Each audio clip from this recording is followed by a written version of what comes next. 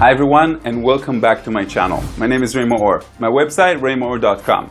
In this video, I'm going to dive into the 9 factors to change in your life that will help you heal any disease. And of course, when I'm talking about heal any disease, I'm talking about cancer, I'm talking about HIV, I'm talking about the type of diseases that most people think that are uncurable, okay? And this is all based on the studies of Dr. Kelly Turner, which actually studied 1,500 different cases of radical remission. I actually call this spontaneous healing. I like the spontaneous healing faster because remission is different than actually spontaneous healing. It's faster if you want. We're going to dive into the different 9 factors. We're going to analyze how they work. And don't worry if you think that this video is only about healing. It's not only about healing. It's also to know how to avoid it. In other words, how to remain healthy. Use these things not only to heal your body, but also to heal your mind and your heart. Stay tuned and I'll see you soon.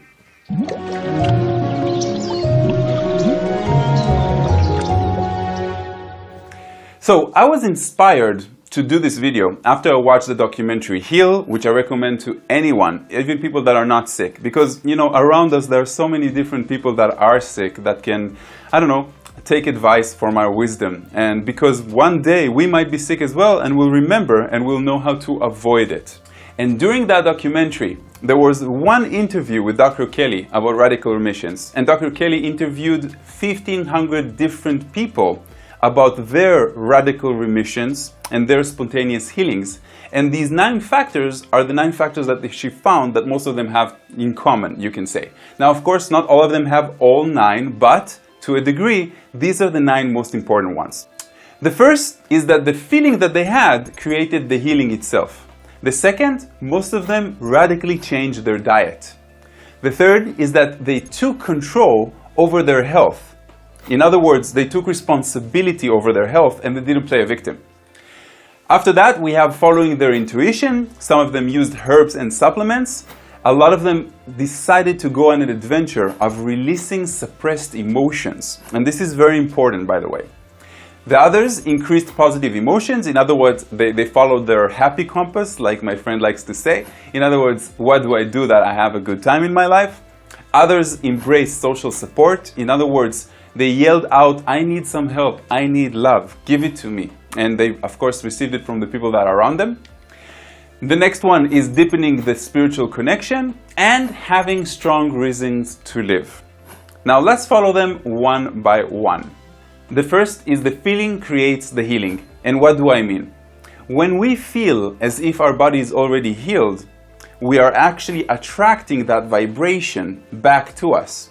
Now, all these people have really focused on what it is to be healthy and not what it is to be a victim that is currently in pain or currently in agony. Imagine how hard it is. You know why? Because when you have fever or when you feel bad and you're sitting on your couch at home feeling sorry for yourself, think how difficult it is to think about how you would feel when you'll be healthy. In other words, it's like ignoring the disease exists and focusing on your health. The second is radically change the diet. Now, of course, if you're following me, you understand how dry fasting changes your life. You understand what poison you have in your body when you're eating and the detox that you need to do to get rid of all the accumulated toxins. So even changing yourself to a plant-based diet. I really like somebody that told me, never say vegan, never say vegetarian, say plant-based diet. When you change to a plant-based diet, you're going to see that your life is going to change. You're going to feel much lighter. And these people can heal themselves by doing only that. I personally, I'm a little bit more eccentric than other people, I would go on a dry fast, water fast, juice fast until whatever it is that got into my body is completely gone. But again, I'm a little bit radical. I do think that the body needs very, very, very little to survive, and I know that a lot of it is in the mind, okay? The next one, taking control of your health. Now, this is like taking responsibility. There are 2 levels of responsibility. There is the emotional responsibility. In other words, when somebody said something bad at me at work, somebody cursed me in the street, somebody honked their car behind me, and I get insulted, and I get infuriated, and I get angry because of that. First level, I choose. It is my emotions, and therefore nobody can feel for me, even if I think that there is something that is external. No. That external circumstance, it's not real. Everything is internal. In other words, I choose to be insulted. I choose to be offended. And therefore, if I choose, then it's my choice. Nobody can actually affect your emotions because you are the master of your emotions. And the second level of responsibility is that you understand that anything that happened has a reason for happening. In other words, that disease or whatever it is that you had, or your mother have, or your spouse have, or your friend has, or your sister or your brother or whoever it is that you're trying to help right now, there's a reason for that. We can call it karma, we can call it a lesson that they probably ignored somewhere in their life. So when they take full responsibility for their health, they take full responsibility for their life. And that's when the big lessons begin to happen, because our bodies are pristine, they are perfect, they're supposed to be healthy. And the only reason that we are sick is because we haven't been listening or paying attention to some clues to things that we actually need to change in our life. That's the only reason. So when you take full control of your health, you take responsibility for your life. The next one is following your intuition. Now, I've made a dozen different videos about how to contact your guidance, why you should follow your intuition, why your intuition is always right. When they started doing that, they stopped listening to the mind and they start listening to the heart, because the heart is the intuition. Some people say that the intuition comes from the belly, but as far as I'm concerned, it comes from the same place. Following your intuition means follow your excitement, follow whatever it is, the breadcrumb trail that tells you, listen, there's something off here. Maybe you shouldn't be dating this person. Maybe you shouldn't be doing that thing that you do all the time. Just follow it. It's quite easy once you let go, because that thing, that ego, the mind, it always wants to keep you in control. It always wants to keep you where you're comfortable. And where you're comfortable, you never really grow. And that's why one of the reasons why people get sick. Because they don't mature, they don't grow. They don't see that life is about the path and walking the path and not just staying static where they are. Next one is quite simple. Some of them used herbs, some of them use supplements. There's a billion different ones. There's one so powerful. I even recommended about 2 in my own channel. Shilajit, and I don't even remember the other one. Use those supplements or herbs. Some of them are just a placebo. In other words, we need to believe that whatever it is that we're taking is full of nutrients and it's the best thing. It has all the antioxidants that the world has to offer and stuff like that.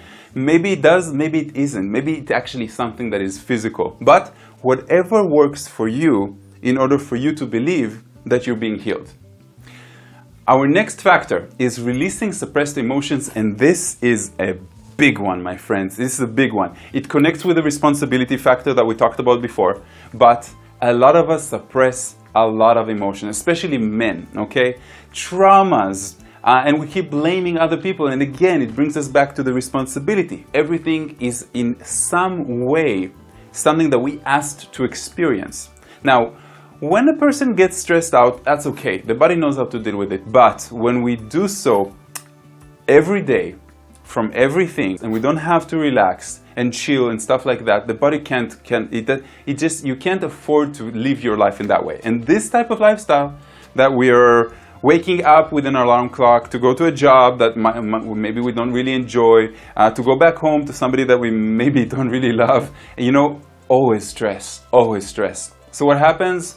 We become emotional about it, we don't release it, we don't cry, we hardly talk about it, we suppress, and then eventually what you have is an energy release that occurs inside the body and creates the illness. Now, when you bring those things up to the surface to be healed and known in some way, then you're actually doing the healing process. I had a relationship once with an amazingly beautiful girl, and she was a fire performer. One of those that does with poise and juggles and stuff like that. And she had an accident, and during that accident, her face caught fire. And because her face caught fire, she had like 2nd-degree burns. She couldn't go out into the sun for a whole year, okay? And one of the things she told me that she worked on with the people that work on traumas, especially, people that are beautiful and are in the industry of performance, it's very important for them. She told me that she had to remember every second of that incident. In other words, she had to go over it and explain it and relive it. And when she did that, the emotions that were suppressed about the trauma were actually released.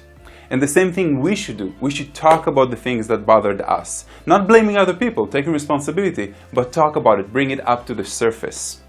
Our next point, our next factor, is to increase positive emotions. Now, of course, everything in this channel is about being in a high vibration.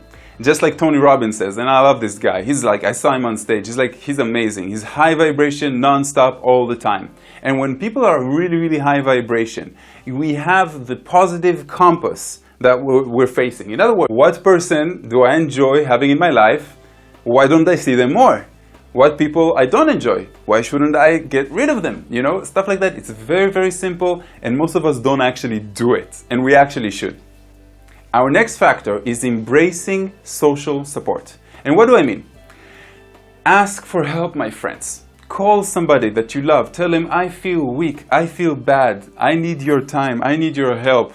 Go out with some friends. Go to support groups, okay? Contact people on Facebook support groups and people online, you know. I think personally that the best is to talk to someone. Just be with someone in the time of need. You know, if somebody dies in my life and I have to go to a funeral, afterwards there's a few days that are full of grief. I spend a lot of time with other friends. I spend a lot of time with the family, and I know it's an emotion that you have to work with. You cannot, you cannot suppress it. So ask for help. It's quite easy. Now, we have two more factors left. The eighth factor is deepening their spiritual connection. Now, when we deepen our connection, it's like a tree, okay? If a tree wants to go higher and become bigger, it has to deepen its roots much deeper into the ground, okay? It's the only way. The only way that you want to go higher is if you go down, ground yourself to the daily adventures of your life. Now, when you do that, you have a higher vibration. Why? Because the spiritual body is one of the most neglected bodies there are. Your mental is everything that you believe. Your emotion is everything that you feel, okay? Your physical is everything that you do to your body, which the other three are somehow responsible for and interconnected with. But your spiritual body is usually neglected. Most people don't meditate. Most people don't think about and ponder about life's existence and who we are compared to God and creation.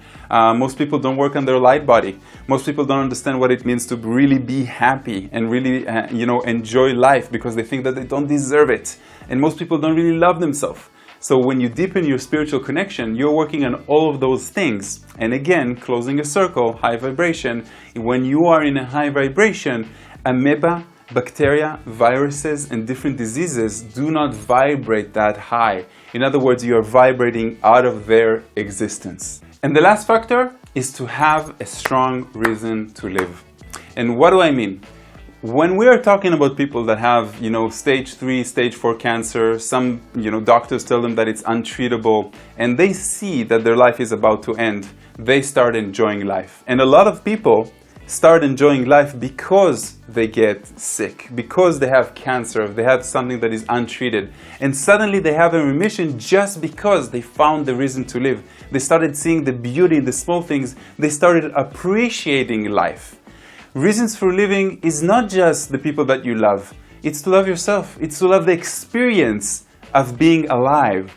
And a lot of us are missing that. So we are like zombies, waking up in the morning, going to work, going to our car, driving up somewhere, cursing life, not enjoying everything.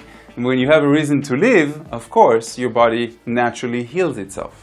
So my friends, those were the 9 factors. I really hope that I clarified all of them, simplified them. Of course, I can talk about every one of them for like 20 minutes, but I wanted to keep this video short because I try to do videos that are between 10 and 15 minutes because in this day and age, none of us have time and all we want to do is flip and turn and go and, and stuff like that.